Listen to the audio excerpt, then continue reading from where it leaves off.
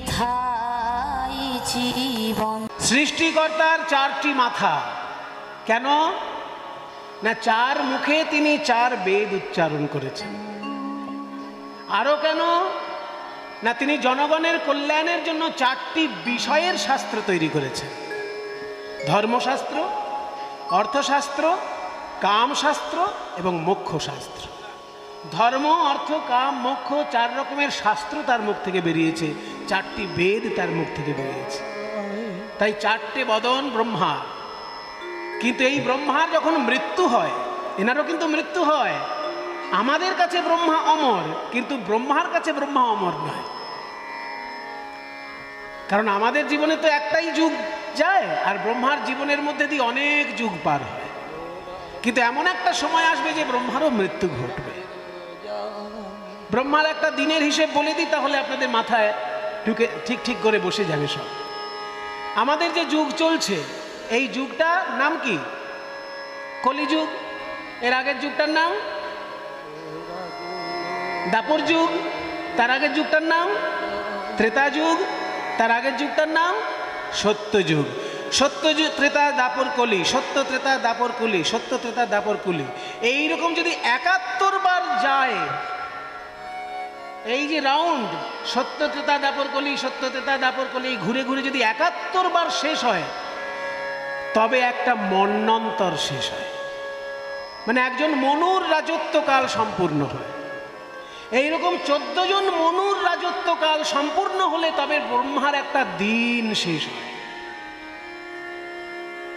চারটে যুগ ৭১ বার ঘুরলে তবে একটা মন্বন্তর, ১৪টা মন্বন্তর হলে তবে ব্রহ্মার একটা দিন শেষ হলো। এইরকম ৩৬০ দিন শেষ হলে ব্রহ্মার একটা বছর তৈরি হয়। এরকম ১০০ বছর ব্রহ্মার আয়ু। কাজেই আমাদের কাছে ব্রহ্মা অমর, কিন্তু ব্রহ্মার কাছে ব্রহ্মা অমর নয়। তার এখন বয়স চলছে ৫০ বছর ১ দিন। ব্রহ্মার ৫০ বছর পার হয়ে গেছে, আর ৫১ বছরের প্রথম দিনটা চলছে। প্রথম দিনটার মধ্যে ১৪টা মন্বন্তর হবে, তার মধ্যে ৭ নম্বর মন্বন্তর চলছে। এখন যে মন্বন্তর চলছে সেটা ৭ নম্বর, তার নাম বৈবস্বত মন্বন্তর। এই ৭ নম্বর বৈবস্বত মন্বন্তরের মধ্যে ৭১ বার ৪ যুগ হবে, তার মধ্যে ২৮ নম্বর কলিযুগে আমরা বাস করছি। এর আগে ২৭ বার সত্য, ত্রেতা, দাপর, কলি, সত্য, ত্রেতা, দাপর, কলি, সত্য, ত্রেতা, দাপর, কলি হয়ে গেছে। কাজে আমাদের কাছে ব্রহ্মা অমর, কিন্তু ব্রহ্মার কাছে ব্রহ্মা ১০০ বছর পরে মরে। এখন ব্রহ্মার বয়স তার হিসেব অনুযায়ী ৫০ বছর ১ দিন। তার যখন ১০০ বছর হবে তার মৃত্যু হবে। এবার ব্রহ্মার আবার প্রমোশন হয়। কোনো অফিসার যদি ঠিক ঠিক কাজ করতে পারে, তাহলে একটা সময়ে তার প্রমোশন হয়। তো ব্রহ্মার তার ১০০ বছরের মধ্যে যদি ঠিক ঠিক কাজ পরিচালনা করতে পারে, পরে আবার সে ব্রহ্মা হবে, তখন ৪টে মাথার জায়গায় একটা মাথা জুড়ে যাবে। এইরকম চতুর্বদন ব্রহ্মা আছে, এইরকম শতবদনের ব্রহ্মা আছে, এইরকম সহস্র বদনেরও ব্রহ্মা আছে। তাই পদকর্তা বলছে যে চতুর্মুখ ব্রহ্মা বা শতমুখের ব্রহ্মা কেউই গৌরাঙ্গের কথা বলে শেষ করতে পারছে না। কত শত আনন আনন, কত চতুরানন,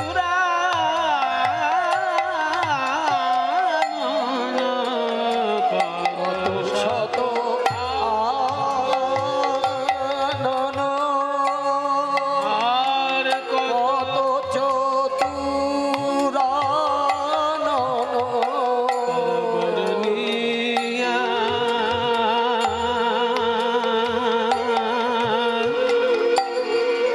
বরণীয়া বরণীয়া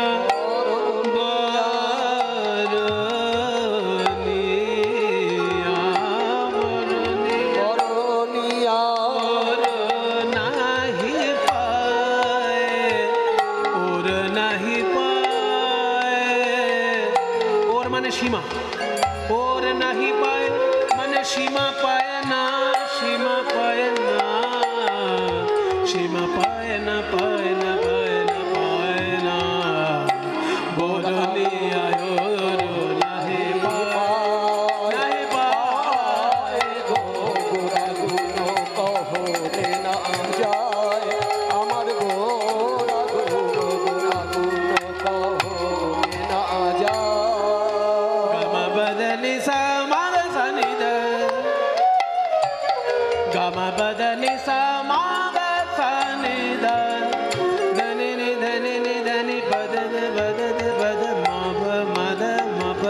पद म प म ग ग म पद नि सा रे स नि द प म ग म पद नि सा ग स नि द प म ग म पद नि सा म ग स नि द प म ग स नि द नि द प द प म प म ग स गुण गुण कहो ना जाए गो गुण गुण कहो ना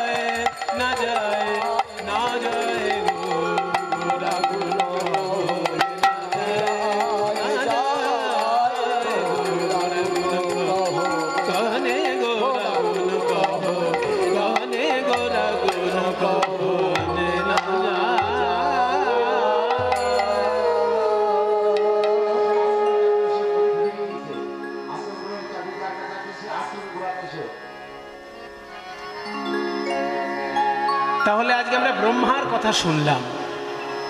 চারটে বদন নিয়ে তিনি চার বেদের মন্ত্র পাঠ করছেন, চতুর্যুগের মানুষের কল্যাণ কামনা করছেন। সেই ব্রহ্মা যখন বৃন্দাবনে এসেছিলেন, ওনার আবার একবার বৃন্দাবনে আসার শখ হয়েছিল। এই জন্য বললাম যে ব্রহ্মা কিন্তু নিজের ক্ষেত্রে শ্রেষ্ঠ দেবতা, কিন্তু হলে কি হবে, শ্রীকৃষ্ণ এমন জায়গায় থাকেন কোনোদিন কৃষ্ণ দর্শন ব্রহ্মার কপালে জোটেনি। কারণ ব্রহ্মা যেখানটা থাকেন সেটা হচ্ছে একটা পদ্ম ফুল। সেই পদ্ম ফুলে ব্রহ্মা বসে আছেন, আর পদ্ম ফুলের গোড়াটা রয়েছে বিষ্ণুর নাভিতে। বিষ্ণু শুয়ে রয়েছেন বিরাট বড় একটা সাগরে সাপের বিছানা করে। এই গোটা ব্যাপারটা একটা ডিমের মধ্যে ঘটছে। সেই ডিমটার নাম হচ্ছে ব্রহ্মাণ্ড। এই ব্রহ্মাণ্ডগুলো যেখানে ভাসছে তার নাম কারণ সমুদ্র। এর ঊর্ধ্বে হচ্ছে বৈকুণ্ঠ, আর বৈকুণ্ঠের ঊর্ধ্বে হচ্ছে গোলক ধাম। গোলকে থাকে কৃষ্ণ, তার নিচে বৈকুণ্ঠ, আর তার নিচে হচ্ছে কারণ সমুদ্র এবং এই ব্রহ্মাণ্ড বলুন, আর বিষ্ণু শুয়ে আছে বলুন, সব নিচে। কাজে বৈকুণ্ঠেও ব্রহ্মা যায়নি, আর তার উপরে গোলক ধামেও ব্রহ্মা যায়। সেই জন্য শ্রীকৃষ্ণ দর্শন ব্রহ্মার কপালে হয়। নারদের কাছে খবর পেয়েছে যে শ্রীকৃষ্ণ নাকি গোলক থেকে নেমে এসে ভুলোকে লীলা করবে, অর্থাৎ বৃন্দাবনে এসে লীলা করবে গোলকের কৃষ্ণ।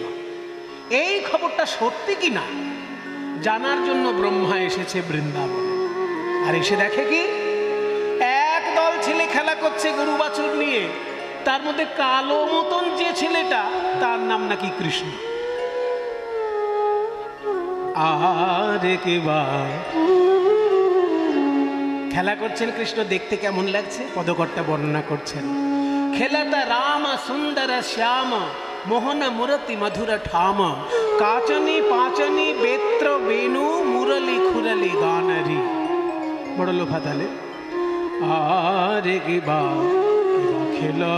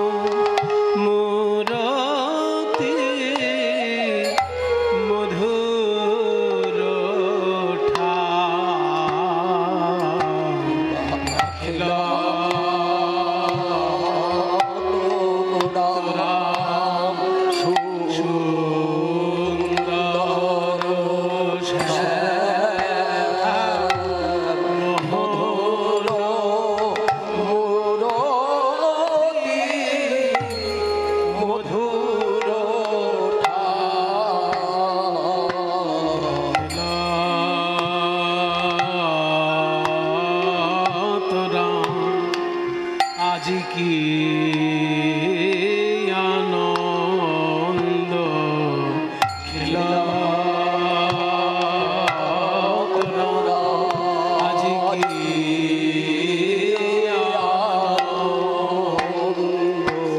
শ্রী যমুনার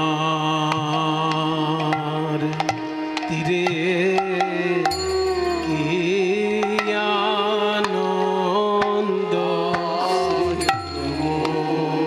যমুনার তীরে কি আনন্দ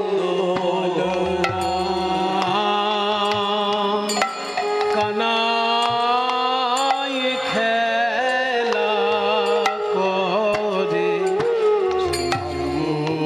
যমুনার তীরে কি আনন্দ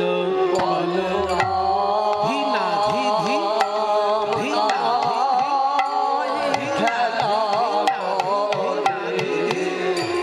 ধি না যমুনার তীরে কি আনন্দ বলরাম কানাই খেলা করে সমবয়বালক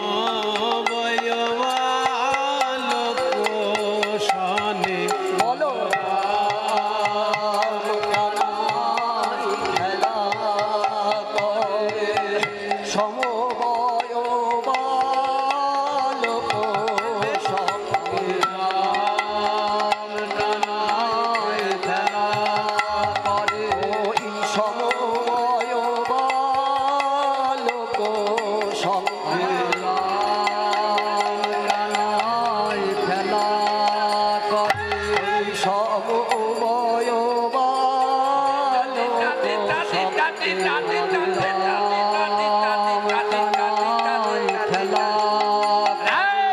ওই সমবয় বালক আমাদের রাম কানাই খেলা করে সমবয় বালক খেলা করে শ্রী যমুনার তীরালো করে ওই সমবয় বালক সঙ্গে যমুনার তীরালোক ওই সমবয় বালক সঙ্গে যমুনার তীরালো করে সমবয় বালক সঙ্গে আজ যমুনার তীরে কি আনন্দ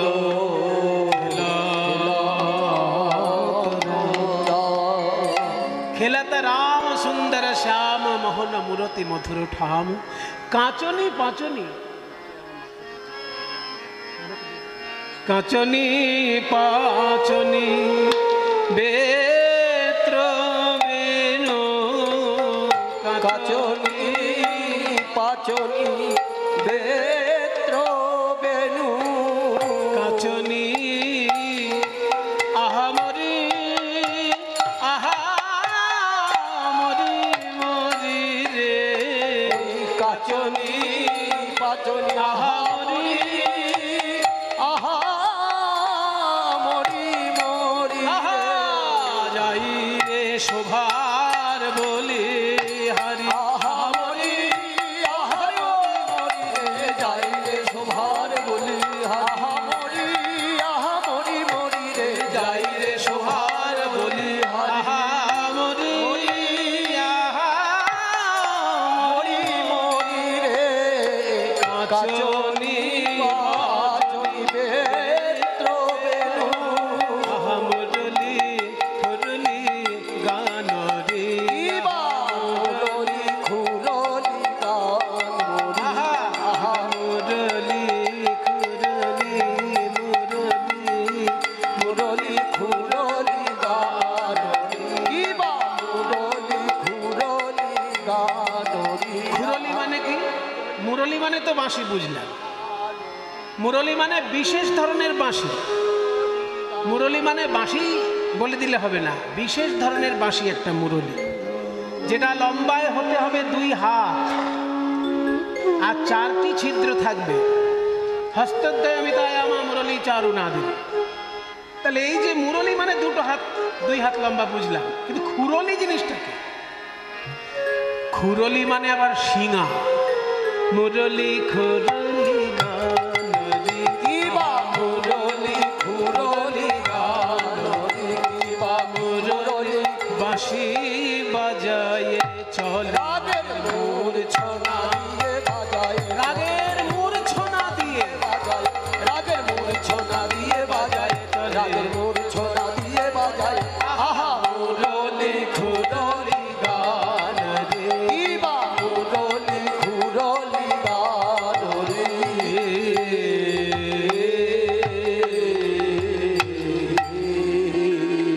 শ্রীকৃষ্ণের সঙ্গে যারা খেলা করছেন সেই বন্ধুদের নাম কি? শ্রীদাম, সুদাম, দাম, বসুদাম। বিনয় গান করেছে, বিনয় মণ্ডল সকালবেলায় গান করেছেন, উনি বলেছেন নামগুলো, সেই জন্য সব নামগুলো আমি আর বলছি না।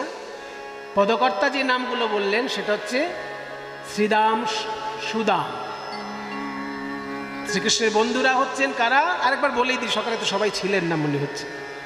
নামগুলো বলছি, একবার দেখে নিন। শ্রীদাম, সুদাম, দাম, বসুদাম, সুবল, মহাবল, সুবাহু, মহাবাহু, স্তককৃষ্ণ, অর্জুন, লবঙ্গ, মধুমঙ্গল। কয়টি হলো?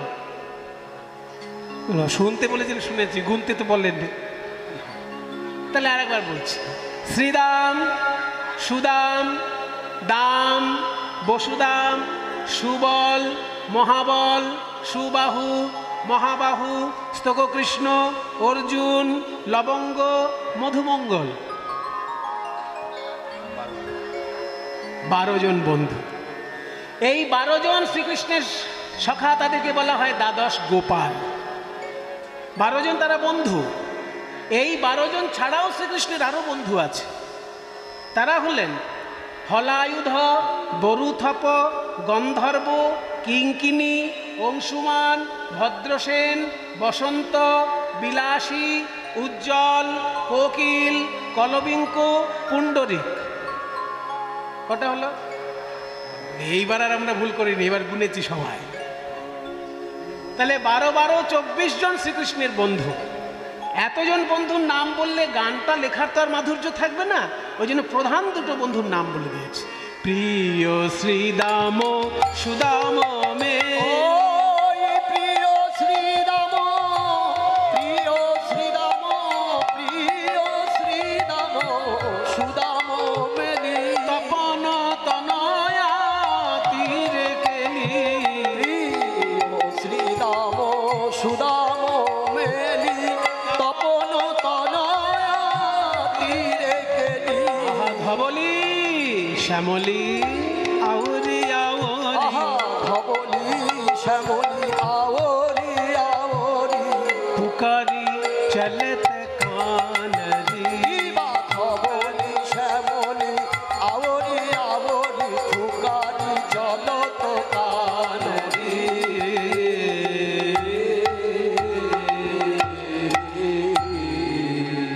দেখতে কেমন? বয়সে কিশোর নবীন ভাতি, বয়সে কিশোর নবীন ভাতি, জৈসে ইন্দু জলদ কাঁতি। বয়সে কিশোর নবীন ভাতি, জৈসে ইন্দু জলদ কাঁতি। ইন্দু মানে চাঁদ, জলদ মানে মেঘ। শ্রীকৃষ্ণের শ্রী অঙ্গ যেন মেঘ, আর বদনটি যেন চাঁদ। যেন চাঁদ উঠেছে, যেন চাঁদ উঠেছে, ওই মেঘের পরে চাঁদ উঠেছে। ওই মেঘের মেঘের পরে পরে চাঁদ উঠেছে। বদন দেখলে এই মনে হয় মেঘের পরে চাঁদ উঠেছে। ওই বদন দেখলে এই মনে হয় চারু চন্দ্রিকা গুঞ্জাহার, চারু চন্দ্রিকা গুঞ্জাহার, চারু বদনে মদন ভানরি। আহা বদনে মদন ভানরি।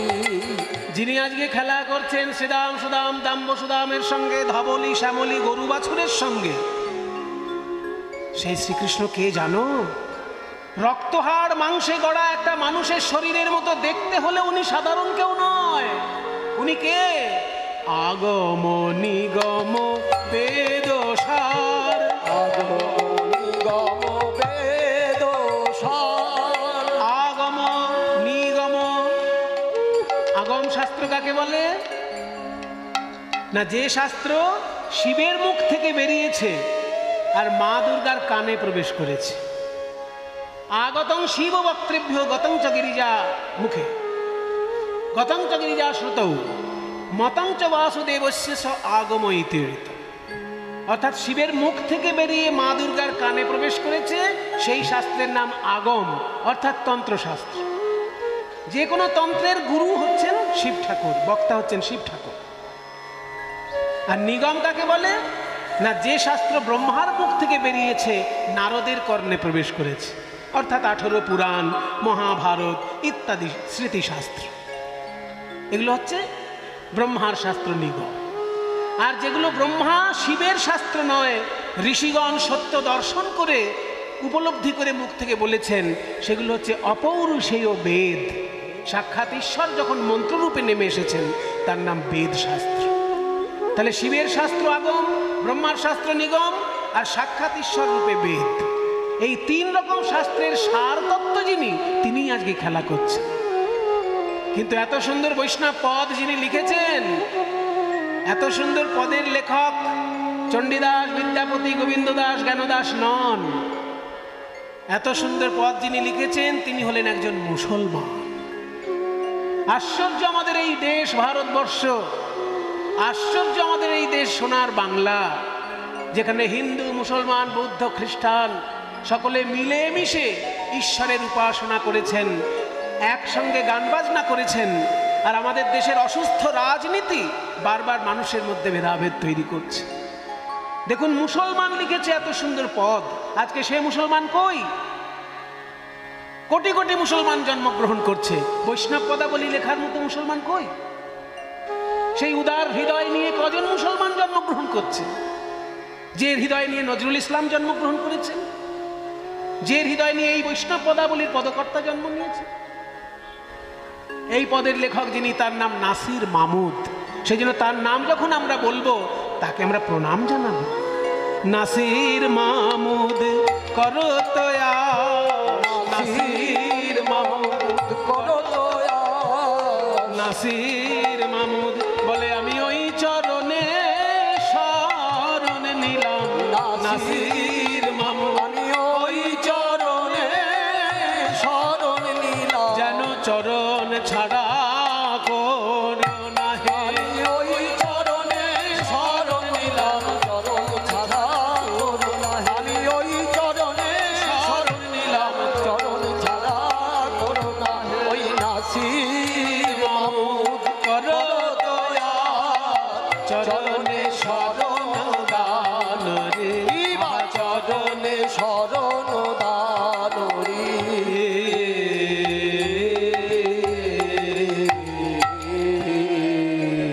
খেলা করছেন সখাদের সঙ্গে ভগবান শ্রীকৃষ্ণ, আর ব্রহ্মলোক থেকে দেখতে এসেছেন ব্রহ্মা।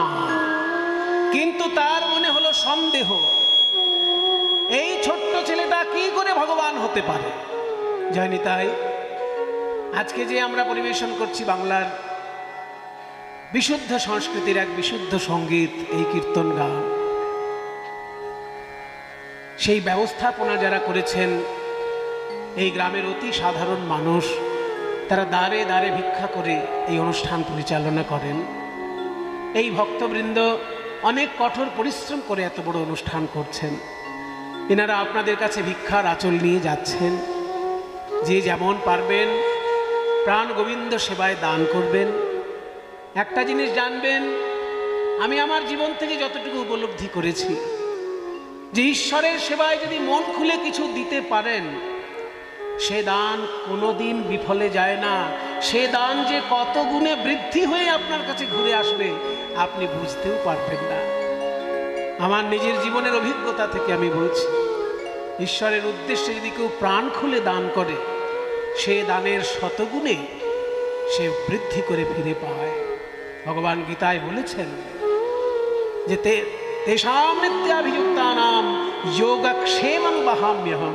এটা ভগবানের বাণী, যে যারা আমার প্রতি শরণাপন্ন ভক্ত তাদের ক্ষেত্রে আমি কি করি জানো? তারা যা পাবে তা তো দেবই, যেটা তাদের পাবার কথা নয় সেটাও আমি তাদেরকে দেব। এটা ভগবানের বাণী। তাই যে যেমন পারবেন প্রাণ ভরে দান করুন। এই দাদারা যাচ্ছেন ভিক্ষার আচল নিয়ে আপনাদের কাছে। হতেই পারে না এই ছেলে ভগবান, হতেই পারে না। একদল ছেলে রাখালের মধ্যেই কালো মতন রাখালটা ভগবান। ও যদি ভগবান হবে তাহলে ছোটবেলায় বাড়িতে বাড়িতে মাখন চুরি করেছে কেন? হ্যাঁ, মাখন চুরি কেন করেছে বাড়িতে বাড়িতে? যার চুরি করা অভ্যাস সে আবার অবতার। কাজে আমি এক্ষুনি পরীক্ষা করে দেখব কেমন এই ছেলে, যে গরু বাছুর নিয়ে খেলা করছে, যে রাখালদের নিয়ে খেলা করছে, সবগুলোকে আমি হরণ করে নেব। ও যদি আবার সৃষ্টি করতে পারে, কারণ সৃষ্টি করার অধিকার শুধু আমার।